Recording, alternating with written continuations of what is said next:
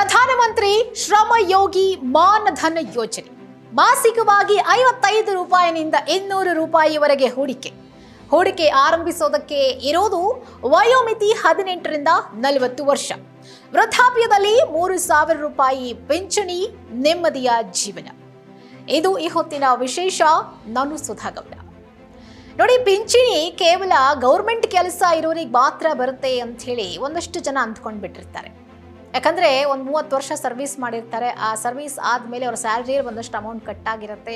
ಅದು ಅವರ ಜೀವಿತಾವಧಿವರೆಗೂ ಕೂಡ ಪೆನ್ಷನ್ ದುಡ್ಡು ಒಂದಿಷ್ಟು ಅಂತ ಹೇಳಿ ಬರ್ತಾ ಇರುತ್ತೆ. ಅದು ಅವರ ನೆಮ್ಮದಿಯ ಜೀವನಕ್ಕೆ ಸಹಕಾರಿಯಾಗುತ್ತೆ. ಯಾರ ಮೇಲೂ ಅವರು ಆರ್ಥಿಕವಾಗಿ ಡಿಪೆಂಡ್ ಆಗಬಾರದು ಅನ್ನೋ ಕಾರಣಕ್ಕಾಗಿ. ಆದರೆ ಬೇರೆ ಬೇರೆ ಸ್ಕೀಮ್ಗಳಲ್ಲೂ ಕೂಡ ನಾವು ಒಂದಷ್ಟು ಹಣವನ್ನು ಇನ್ವೆಸ್ಟ್ಮೆಂಟ್ ಮಾಡಿ ನಮ್ಮ ವೃದ್ಧಾಪ್ಯದಲ್ಲಿ ನಮಗೂ ಪೆನ್ಷನ್ ಬರೋ ರೀತಿ ಮಾಡ್ಕೊಳ್ಬಹುದು. ಇದ್ರ ಬಗ್ಗೆ ಒಂದಷ್ಟು ಜನರಿಗೆ ಐಡಿಯಾ ಇರಲಿಕ್ಕಿಲ್ಲ.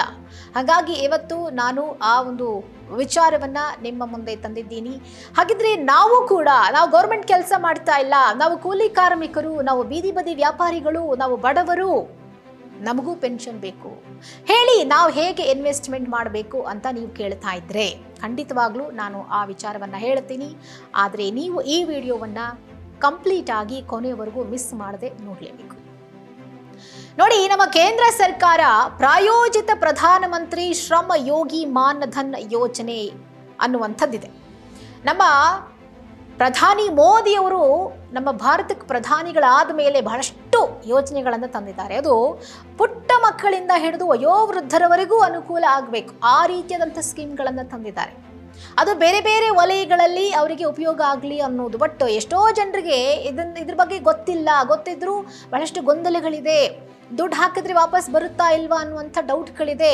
ಯಾರು ಅಕ್ಕಪಕ್ಕದವ್ರನ್ನ ಕೇಳಿದ್ರೆ ಅವ್ರಿಗೆ ಗೊತ್ತಿಲ್ಲ, ಇನ್ಫಾರ್ಮೇಷನ್ ಇಲ್ಲ. ಹೀಗಾಗಿ ಆ ಯೋಜನೆಗಳ ಫಲಾನುಭವಗಳು ಬಹಳಷ್ಟು ಜನ ಅದರ ಉಪಯೋಗವನ್ನು ಪಡ್ಕೊಳ್ಳದೆ ಹಾಗೆ ಉಳ್ಕೊಂಡು ಬಿಟ್ಟಿದ್ದಾರೆ. ಅದರಲ್ಲಿ ಇದು ಕೂಡ ಒಂದು. ಯಾವುದು? ಪ್ರಧಾನಮಂತ್ರಿ ಶ್ರಮ ಯೋಗಿ ಮಾನಧನ್ ಯೋಜನೆ ಅನ್ನೋದು.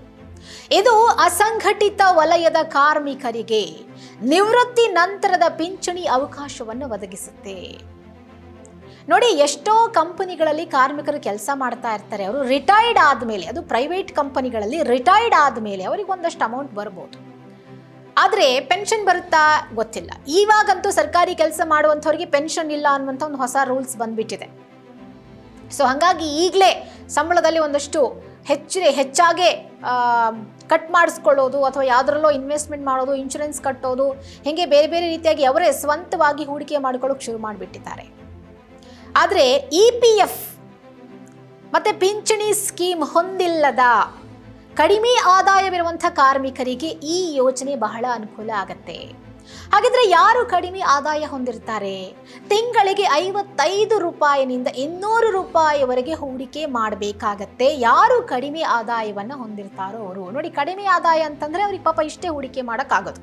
55 ರೂಪಾಯಿಂದ 200 ರೂಪಾಯಿ ಪ್ರತಿ ತಿಂಗಳು ಕಟ್ಟುವಂಥದ್ದು. ಎಲ್ಲಿ ಕಟ್ಟಬೇಕು, ಹೇಗೆ ಕಟ್ಟಬೇಕು, ನಾವು ಕಟ್ಟೋ ಹಣಕ್ಕೆ ಎಷ್ಟು ಬಡ್ಡಿ ಸಿಗತ್ತೆ ನೋಡೋಣ. ವೃದ್ಧಾಪ್ಯದಲ್ಲಿ ನೀವು 55 ರಿಂದ 200 ರೂಪಾಯಿವರೆಗೆ ಹೂಡಿಕೆ ಮಾಡಿದರೆ, ಯಾವಾಗ ವೃದ್ಧಾಪ್ಯಕ್ಕಿಂತ ಮುಂಚೆ ಹೂಡಿಕೆ ಮಾಡಿದರೆ ನಿಮಗೆ ವಯಸ್ಸಾದ ಮೇಲೆ 60 ವರ್ಷ ತುಂಬಿದ ಮೇಲೆ 3,000 ರೂಪಾಯಿ ಪಿಂಚಣಿ ಸಿಗುತ್ತೆ. ಇವಾಗಿನ ಕಾಲಕ್ಕೆ 3,000 ರೂಪಾಯಿ ಏನಂದ್ರೆ ಏನೂ ಬರಲ್ಲ ಬಿಡಿ. ಅಟ್ಲೀಸ್ಟ್ ಮನೆಯಲ್ಲಿ ಒಬ್ರಿಗೋ ಇಬ್ಬರಿಗೋ ದಿನಸಿ ಬರ್ಬೋದು. ಇಲ್ಲ, ದಿನಸಿ ಯಾರಾದರೂ ತಂದು ಹಾಕ್ತಾರೆ ಅಂತಂದರೆ ಅಟ್ಲೀಸ್ಟ್ ಒಂದು 3,000 ರೂಪಾಯಿ ತಿಂಗಳಿಗೆ ಒಂದಷ್ಟು ಔಷಧಿಗಳನ್ನು ತಗೊಳ್ಳೋಕೆ ಸಹಾಯ ಆಗತ್ತೆ. ಅಟ್ಲೀಸ್ಟ್ ಅಷ್ಟಾದರೂ ಕೂಲಿ ಕಾರ್ಮಿಕರಿಗೆ, ಬಡ ಕಾರ್ಮಿಕರಿಗೆ ಪಿಂಚಣಿ ಸಿಗಲಿ ಅನ್ನೋ ಕಾರಣಕ್ಕಾಗಿ ಪ್ರಧಾನಿ ಮೋದಿಯವರು ಈ ಒಂದು ಯೋಜನೆಯನ್ನು ತಂದರು. ಅಸಂಘಟಿತ ವಲಯದಲ್ಲಿ ಕೆಲಸ ಮಾಡ್ತಿರುವಂಥ ಕೂಲಿ ಕಾರ್ಮಿಕರಿಗೆ ಅಂತ ಹೇಳಿ ಸರ್ಕಾರ ವಿವಿಧ ನಿವೃತ್ತಿ ಸ್ಕೀಮ್ಗಳನ್ನು ನಡೆಸ್ತಾ ಇದೆ.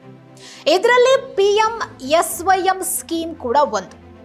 ಪ್ರಧಾನಮಂತ್ರಿ ಶ್ರಮಯೋಗಿ ಮಾನಧನ್ ಯೋಜನೆ. ನೋಡಿ ಹೆಂಗಿಟ್ಟಿದ್ದಾರೆ ಸ್ಕೀಮ್ನ ಹೆಸರು, ಶ್ರಮಯೋಗಿ. ಯಾರು ಶ್ರಮಪಟ್ಟು ದುಡಿತಾರೋ ಅವರಿಗೆ ಮಾತ್ರ ಇದು ಅಂಥೇಳಿ ಶ್ರಮಯೋಗಿ ಮಾನಧನ್ ಯೋಜನೆ ಅನ್ನುವಂಥ ಹೆಸರನ್ನು ಇಟ್ಟಿದ್ದಾರೆ. ಬಹಳ ಆಪ್ಟ್ ಆಗಿದೆ ಹೆಸರು. ಇದರಲ್ಲಿ ನೀವು ಸ್ವಲ್ಪ ಹೂಡಿಕೆಯಲ್ಲಿ 3,000 ರೂಪಾಯಿಗಳ ಮಾಸಿಕ ಖಾತ್ರಿ ಪಿಂಚಣಿಯನ್ನು ಸೃಷ್ಟಿ ಮಾಡ್ಕೊಳ್ಳೋಕೆ ಸಾಧ್ಯ. ಹೆಂಗೆ ನೋಡಿ, 2019ರಲ್ಲೇ ಈ ಸ್ಕೀಮ್ ಆರಂಭ ಆಗಿರೋದು. ಆಲ್ಮೋಸ್ಟ್ 7 ವರ್ಷ ಆಯಿತು ಈ ಸ್ಕೀಮ್ ಶುರುವಾಗಿ. ಎಷ್ಟು ಜನ ಈ ಸ್ಕೀಮ್ ತಗೊಂಡಿದ್ದೀರಾ ಯೋಚನೆ ಮಾಡಿ. EPF NPS ಇತ್ಯಾದಿ ಸೌಲಭ್ಯ ಇಲ್ಲದ ಕೆಲಸಗಾರರು, ಉದ್ಯೋಗಿಗಳು ಅಂಥೇಳಿ ಆ ಉದ್ಯೋಗಿಗಳಿಗೆ ಅಂತ ಈ ಯೋಜನೆ ಇರೋದು. ಯಾರ್ಯಾರು ಬರ್ತಾರೆ ಇದರಲ್ಲಿ ಅಂತಂದ್ರೆ, ನೀವು ಬೀದಿ ಬದಿ ವ್ಯಾಪಾರಿಗಳ, ಕಟ್ಟಡ ನಿರ್ಮಾಣದವನ್ನ ಮಾಡುವಂಥ ಕೂಲಿ ಕಾರ್ಮಿಕರಾಗಿದ್ರೆ, ಮನೆ ಕೆಲಸ ಮಾಡ್ತಾ ಇದ್ರೆ, ಸಣ್ಣ ವರ್ತಕರು, ಅಸಂಘಟಿತ ವಲಯದ ಕೆಲಸಗಾರರು, ಇವರೆಲ್ಲರೂ ಕೂಡ PMSYM ಯೋಜನೆಗೆ ಅರ್ಹರಾಗಿರ್ತಾರೆ. ನೆನ್ಪಿಟ್ಕೊಳ್ಳಿ, ನೀವು ಬೀದಿ ಬದಿ ವ್ಯಾಪಾರ ಮಾಡ್ತಾ ಇದ್ರು, ಒಂದು ಹೂವಿನ ವ್ಯಾಪಾರ, ಹಣ್ಣಿನ ವ್ಯಾಪಾರ ಮಾಡ್ತಾ ಇದ್ರು, ನೀವು 50ರಿಂದ 200 ರೂಪಾಯಿ ಹೂಡಿಕೆ ಮಾಡಕ್ಕೆ ರೆಡಿ ಇದ್ರೆ, ನಿಮ್ಮ 60 ವರ್ಷ ತುಂಬಿದ ನಂತರ ನಿಮಗೆ ಪ್ರತಿ ತಿಂಗಳು 3,000 ರೂಪಾಯಿ ನಿಮ್ಮ ಅಕೌಂಟಿಗೆ ಬಂದು ಬೀಳತ್ತೆ. 60 ವರ್ಷ ವಯಸ್ಸಿನವರೆಗೂ ನೀವು ಪ್ರತಿ ತಿಂಗಳು ಅಲ್ಪ ಮೊತ್ತವನ್ನ ಕಟ್ಕೊಂಡು ಹೋಗ್ಬೇಕಾಗಿ ಬರುತ್ತೆ. ಈಗ 30 ವರ್ಷ 25 ವರ್ಷಕ್ಕೆ ನೀವು ದುಡಿಮೆ ಸ್ಟಾರ್ಟ್ ಮಾಡಿದ್ದೀರಾ ಅಂತ ಇಟ್ಕೊಳ್ಳಿ, ಕಣ್ಣು ಮುಚ್ಕೊಂಡು 55 ರೂಪಾಯಿಂದ 200 ರೂಪಾಯಿನ ನೀವು ಪ್ರತಿ ತಿಂಗಳು ತೆಗೆದಿಟ್ಬಿಡಿ. ಯಾವುದೋ ಹುಂಡಿಗೆ ಹಾಕ್ತೀರಾ, ಹುಂಡಿಗೆ ಹಾಕಿದ್ದೀನಿ ಅಂತ ಅನ್ಕೊಂಡ್ಬಿಡಿ. ಹಾಗೆ ನೀವು ಕಟ್ಕೊಂಡು ಹೋಗ್ಬೇಕು, ಉಳಿಸ್ಕೊಂಡು ಹೋಗ್ಬೇಕು 30 ವರ್ಷ. ನೀವು ಎಷ್ಟು ಕಟ್ತೀರೋ ಅದಕ್ಕೆ ಸರಿಸಮಾನವಾದಂಥ ಮೊತ್ತವನ್ನು ಸರ್ಕಾರವೂ ಕೊಡುತ್ತೆ. ಈಗ 55 ರೂಪಾಯಿಂದ 200 ರೂಪಾಯಿ ಅಂತ ಹೇಳಿ ನಾನು ಹೇಳಿದ್ನಲ್ಲ, ನೀವು ಅಷ್ಟೇ ಕಟ್ಟಬೇಕು ಅಂತಿಲ್ಲ. ನಿಮ್ಗೆ ಎಷ್ಟು ಶಕ್ತಿ ಇದೆಯಾ, 500 ರೂಪಾಯಿ ಕಟ್ಟಕ್ಕೆ ಶಕ್ತಿ ಇದೆಯಾ, ಕಟ್ಟಿ. 1,000 ರೂಪಾಯಿ ಕಟ್ತೀರಾ ಪ್ರತಿ ತಿಂಗಳು, ಕಟ್ಟಿ. ಆದರೆ ನೀವೆಷ್ಟು ಕಟ್ತೀರೋ ಅಷ್ಟಕ್ಕೂ ಬಡ್ಡಿ ಸಮೇತ ಸರ್ಕಾರ ನಿಮಗೆ ವಾಪಸ್ ಕೊಡುತ್ತೆ. ಈ ನೀವು ಕಟ್ಟುವಂಥ ಹಣ ಜೊತೆಗೆ ಸರ್ಕಾರವು ಸೇರಿಸಿ ಕೊಡುವಂಥ ಹಣ ಎರಡೂ ಸೇರಿ ಫಲಾನುಭವಿಯ ವಯಸ್ಸು 60 ವರ್ಷವಾದ ಬಳಿಕ ನಿಶ್ಚಿತ ಪಿಂಚಣಿ ನಿಮಗೆ ಸಿಗುತ್ತಾ ಹೋಗುತ್ತೆ. ಅಂದರೆ ನೀವು ಬದುಕಿರುವ ತನಕ ನಿಮಗೆ ಪಿಂಚಣಿ, ನಿಶ್ಚಿತ ಪಿಂಚಣಿ ಸಿಗ್ತಾ ಹೋಗುತ್ತೆ. ಅದೇ ಈ PM ಶ್ರಮಯೋಗಿ ಮಾನಧನ್ ಪಿಂಚಣಿ ಯೋಜನೆಯ ಬಹಳ ದೊಡ್ಡ ಮಟ್ಟದ ಲಾಭ. ನೋಡಿ, ಈ ಯೋಜನೆಯಲ್ಲಿ ಹೂಡಿಕೆ ಮಾಡಬೇಕು ಅಂಥೇಳಿ ಅಂದುಕೊಂಡಿದ್ರೆ ಅಥವಾ ಅಂದುಕೊಳ್ತಾ ಇರುವವರು 18ರಿಂದ 40 ವರ್ಷ ವಯಸ್ಸಿನವರಾಗಿರಬೇಕು. ನಾನು ಆಗಲೇ ಹೇಳದೆ ಅಲ್ವಾ, ನೀವು ಯಾವಾಗ ದುಡಿಯೋಕ್ಕೆ ಶುರು ಮಾಡ್ತೀರಾ? 25 ವರ್ಷಕ್ಕೆ ದುಡಿತೀರಾ, ಇಲ್ಲ 18 ವರ್ಷ ತುಂಬಿದ ಮೇಲೆ ನೀವು ಕಾಲೇಜಿಗೆ ಹೋಗ್ತಾ ಇದ್ದೀರಾ, ಜೊತೆಗೆ ಅರ್ನ್ ಮಾಡ್ತಾ ಇದ್ದೀರಾ, ಪಾರ್ಟ್ ಟೈಮ್ ಕೆಲಸ ಮಾಡ್ತಿದ್ದೀರಾ, ನೀವು ಕೂಡ ಹೂಡಿಕೆ ಮಾಡಬಹುದು. ನಿಮ್ಮ ಮಾಸಿಕ ಆದಾಯ 15,000 ರೂಪಾಯಿಗಿಂತ ಕಡಿಮೆ ಇರಬೇಕು. ಇದು ಒಂದು ಕಂಡೀಷನ್. ನೋಡಿ, ಈಗ ಅಸಂಘಟಿತ ವಲಯ ಅಥವಾ ಕೂಲಿ ಕಾರ್ಮಿಕರಾಗಿರ್ಬೋದು, ಬೀದಿ ಬದಿ ವ್ಯಾಪಾರಿಗಳಾಗಿರ್ಬೋದು, ಇವರೆಲ್ಲರ ಆದಾಯ ಎಷ್ಟಿರುತ್ತೆ? 15,000ದಿಂದ 20,000 ರೂಪಾಯಿ ಅಷ್ಟೇ. ಮ್ಯಾಕ್ಸಿಮಮ್ ಅಂದರೆ 20,000 ರೂಪಾಯಿ ಇರುತ್ತೆ. ನಿಮಗೆ ಮಾತ್ರ ಇದು ಅನ್ವಯ ಆಗುತ್ತೆ. ಯಾಕಂದರೆ ಈ ಒಂದು ಸ್ಕೀಮ್ನ ನೀವು ಬಳಸಬೇಕು ಅಂತ ಅಂದಾಗ ನಿಮ್ಮ ಆದಾಯ ಎಷ್ಟಿದೆ ಅನ್ನೋದನ್ನು ಕೂಡ ಗಮನಿಸ್ತಾರೆ. ಹಾಗಾಗಿ ನಿಮ್ಮ ಮಾಸಿಕ ಆದಾಯ 15,000 ರೂಪಾಯಿಗಿಂತ ಕಡಿಮೆ ಇರಬೇಕು. ಮತ್ತು ಅಸಂಘಟಿತ ವಲಯದ ಕಾರ್ಮಿಕರಾಗಿರಬೇಕು. EPFO, ESI, NPS ಸ್ಕೀಮ್ಗಳ ಫಲಾನುಭವಿ ಆಗಿರಬಾರ್ದು. ಅಂದರೆ ಈ 3 ಸ್ಕೀಮ್ಗಳು ಕೂಡ ಇದೆ. ಆ 3 ಸ್ಕೀಮ್ಗಳನ್ನು ನೀವು ತಗೊಳ್ಳದೇ ಇದ್ದರೆ ಮಾತ್ರ ನಿಮಗೆ ಈ PM ಸ್ಕೀಮ್ ಏನಿದೆ, SYM ಸ್ಕೀಮ್, ಇದರಲ್ಲಿ ನೀವು ಲಾಭವನ್ನು ಪಡ್ಕೊಳ್ಬೋದು. ಹಾಗಿದ್ರೆ ಎಷ್ಟು ಹೂಡಿಕೆ ಸಾಧ್ಯ? ಹೂಡಿಕೆ ಆರಂಭಿಸುವುದಕ್ಕೆ ಇರುವಂಥ ವಯೋಮಿತಿ ಬಗ್ಗೆ ನಾನು ಹೇಳಿದೆ. 18ರಿಂದ 40 ವರ್ಷ ವಯಸ್ಸಾಗಿರಬೇಕು. 60 ವರ್ಷ ವಯಸ್ಸು ಆಗುವವರೆಗೂ ನೀವು ಹೂಡಿಕೆ ಮಾಡೋಕೆ ಅವಕಾಶ ಇದೆ. 18 ವರ್ಷದಲ್ಲೇ ಹೂಡಿಕೆ ಆರಂಭಿಸಿದ್ರೆ ಮಾಸಿಕ ಹೂಡಿಕೆ 55 ರೂಪಾಯಿ ಮಾತ್ರವೇ ಇರುತ್ತೆ. ಒಂದು ವೇಳೆ 40 ವರ್ಷಕ್ಕೆ ನೀವೇನಾದರೂ ಹೂಡಿಕೆಯನ್ನು ಆರಂಭಿಸಿದರೆ ಮಾಸಿಕ ಹೂಡಿಕೆ 200 ರೂಪಾಯಿ ಇರುತ್ತೆ. ಅಂದರೆ ನಮ್ಗೆ ಆಲ್ರೆಡಿ 40 ವರ್ಷ ಆಗೋಗ್ಬಿಟ್ಟಿದೆ, ಉಳಿದಿರೋದು 20 ವರ್ಷ. ಸೊ ತಿಂಗಳಿಗೆ 3ರಿಂದ 5,000 ರೂಪಾಯಿ ಪೆನ್ಷನ್ ಬರಬೇಕು ಅಂದರೆ ನೀವು 200 ರೂಪಾಯಿಂದ ಶುರು ಮಾಡಬೇಕು. ಆದರೆ 18 ವರ್ಷದಿಂದ ಶುರು ಮಾಡ್ತೀರಾ ಅಂದರೆ 55 ರೂಪಾಯಿನಿಂದ ಶುರು ಮಾಡ್ಬೋದು.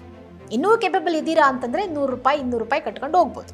ಹೀಗೆ ಹೂಡಿಕೆಯ ಆರಂಭಿಕ ವಯಸ್ಸಿಗೆ ಅನುಗುಣವಾಗಿ ಹೂಡಿಕೆ ಮೊತ್ತದಲ್ಲಿ ವ್ಯತ್ಯಾಸ ಕೂಡ ಇರುತ್ತೆ. ಹಾಗಿದ್ರೆ ಈಗ ನಾನು ಒಬ್ಬ ಬಡ ಕೂಲಿ ಕಾರ್ಮಿಕನ ಕೆಲಸ ಮಾಡ್ತಾ ಇದ್ದೀನಿ, ಬೀದಿ ಬದಿ ವ್ಯಾಪಾರ ಮಾಡ್ತಾ ಇದ್ದೀನಿ, ನಾನೊಬ್ಬ ಅಸಂಘಟಿತ ವಲಯದಲ್ಲಿ ಕೆಲಸ ಮಾಡ್ತಾ ಇರುವಂಥ ಕಾರ್ಮಿಕ, ನಾನು ಈ ಸ್ಕೀಮ್ಗೆ ಅರ್ಜಿ ಸಲ್ಲಿಸೋದು ಹೇಗೆ ಅಂಥೇಳಿ ನೀವು ಕೇಳ್ತೀರಾ.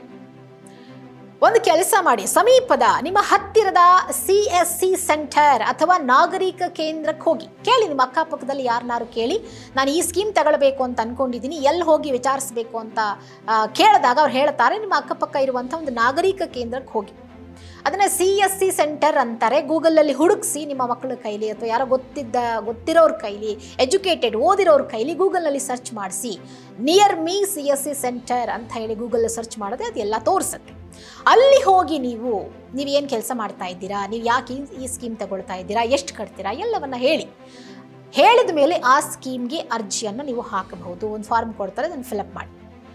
ಮಾನಧನ್ ಪೋರ್ಟಲ್ ಮೂಲಕ ಆನ್ಲೈನ್ನಲ್ಲೂ ಕೂಡ ನೀವು ಎನ್ರೋಲ್ ಆಗಬಹುದು. ನಿಮ್ಮ ಮನೆಯಲ್ಲಿ ಅಥವಾ ಅಕ್ಕಪಕ್ಕದಲ್ಲಿ ಯಾರಿಗಾದರೂ ಈ ಯೋಜನೆ ಬಗ್ಗೆ ಗೊತ್ತಿದೆಯಾ ಕೇಳಿ, ಗೊತ್ತಿದ್ದರೆ ನಾನು ಈ ಒಂದು ಪಿಂಚಣಿ ವ್ಯವಸ್ಥೆಯನ್ನು ಪಡ್ಕೊಳ್ಬೇಕು, ನಾನು ಪ್ರತಿ ತಿಂಗಳು ಇಷ್ಟು ಹಣ ಕಟ್ಟಬೇಕು, ದಯವಿಟ್ಟು ನನಗೆ ಅದರಲ್ಲಿ ಒಂದು ಅಕೌಂಟ್ ಓಪನ್ ಮಾಡಿಕೊಡಿ ಅಂಥೇಳಿ ಕೇಳಿ ಅವರು ಮಾನಧನ್ ಪೋರ್ಟಲ್ ಮೂಲಕ ಆನ್ಲೈನ್ನಲ್ಲಿ ನಿಮಗೆ ಆ ಒಂದು ಅಕೌಂಟನ್ನು ಓಪನ್ ಮಾಡಿಕೊಡ್ತಾರೆ. ಈ ಯೋಜನೆಯಲ್ಲಿ ಇಲ್ಲಿಯವರೆಗೆ 52 ಲಕ್ಷಕ್ಕೂ ಅಧಿಕ ಕಾರ್ಮಿಕರು ನೋಂದಾಯಿಸಿಕೊಂಡಿದ್ದಾರೆ. ಅಂದರೆ ನೀವು ರಿಜಿಸ್ಟರ್ ಆಗಬೇಕು, ಆನ್ಲೈನ್ನಲ್ಲೂ ರಿಜಿಸ್ಟರ್ ಆಗ್ಬೋದು ಅಥವಾ ನೀವು ಖುದ್ದು ನಾಗರಿಕ ಕೇಂದ್ರಕ್ಕೆ ಹೋಗಿ ನೀವು ರಿಜಿಸ್ಟ್ರೇಷನನ್ನು ಮಾಡಿಕೊಳ್ಬಹುದು. ನೋಡೋದ್ರಲ್ಲ, ಈ ಯೋಜನೆ ಯಾರ್ಯಾರಿಗೆ ಅನುಕೂಲ ಆಗುತ್ತೆ, ಎಷ್ಟು ಇನ್ವೆಸ್ಟ್ಮೆಂಟ್ ಮಾಡಬೇಕು, ಯಾವ ವಯಸ್ಸಿನಿಂದ ಇನ್ವೆಸ್ಟ್ಮೆಂಟ್ ಮಾಡಬೇಕು, 60 ವರ್ಷ ತುಂಬಿದ ಮೇಲೆ ನಿಮಗೆ ಪಕ್ಕಾ 3,000 ರೂಪಾಯಿ ಅಥವಾ ನೀವು ಇನ್ನೂ ಹೆಚ್ಚು ಅಮೌಂಟನ್ನು ಹೂಡಿಕೆ ಮಾಡಿದರೆ ಇನ್ನೂ ಹೆಚ್ಚು ಬಡ್ಡಿ ಬರುವಂಥ ಚಾನ್ಸಸ್ ಇರುತ್ತೆ. ಸೊ ಈ ವಿಡಿಯೋ ನೋಡಿದ ಮೇಲೆ ತಕ್ಷಣ ನಿಮ್ಮ ಹತ್ತಿರದ ನಾಗರಿಕ ಕೇಂದ್ರಕ್ಕೆ ಹೋಗಿ ಈ ಕೂಡಲೇ ನೀವು ಈ ಒಂದು ಸ್ಕೀಮನ್ನು ತಗೊಳ್ಳಿ. ನಿವೃತ್ತಿಯ ನಂತರ ಯಾರ ಮೇಲೂ ಕೂಡ ಡಿಪೆಂಡ್ ಆಗಬಾರ್ದು ಅನ್ನುವಂಥ ಉದ್ದೇಶ ನಿಮ್ಮಲ್ಲಿದ್ದರೆ ಒಂದು ಸಣ್ಣ ಹೂಡಿಕೆಯನ್ನು ಈಗಿನಿಂದಲೇ ಪ್ರಾರಂಭಿಸಿ. ಈ ವಿಡಿಯೋ ನಿಮಗೆ ಇಷ್ಟ ಆಗಿದ್ದರೆ ನಿಮ್ಮ ಅನಿಸಿಕೆ ಅಭಿಪ್ರಾಯಗಳನ್ನು ಕಾಮೆಂಟ್ನಲ್ಲಿ ತಿಳಿಸಿ. ಹಾಗೆ ಈ ವಿಡಿಯೋವನ್ನು ಆದಷ್ಟು ಶೇರ್ ಮಾಡಿ. ಈ ವಿಡಿಯೋನ ಕಂಪ್ಲೀಟ್ ಆಗಿ ನೋಡಿದ್ದಕ್ಕಾಗಿ ಧನ್ಯವಾದಗಳು.